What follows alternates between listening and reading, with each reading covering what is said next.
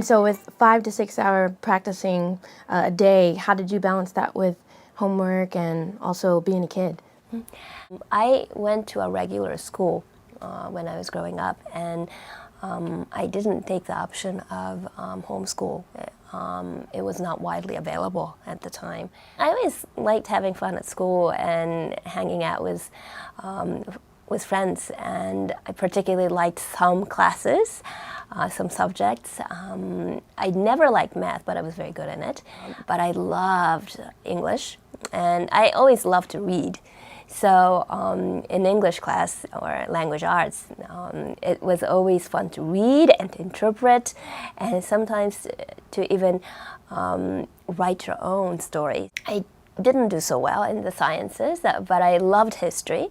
I basically absolutely flunked in gym. It was very regular to go to school, a very normal part of my life when I was growing up. And once I got home, I would practice. I think maybe one of the things that may be a little bit different from some of the other kids is that when I was 10, my mother and I came to live in the US. At that time, I didn't speak a word of English. The first couple of years, and I had trouble adjusting with the language, and I remember how difficult it was, what challenges that I had.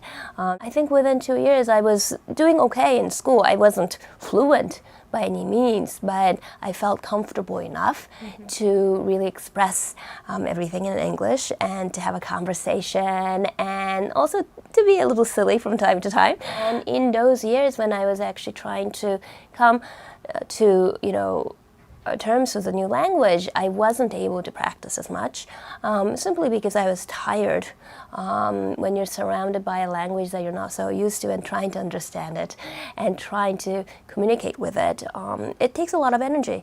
But then as I became more comfortable and gained more confidence with the language and with the schoolwork, I was back to practicing and having fun with it, and making more friends.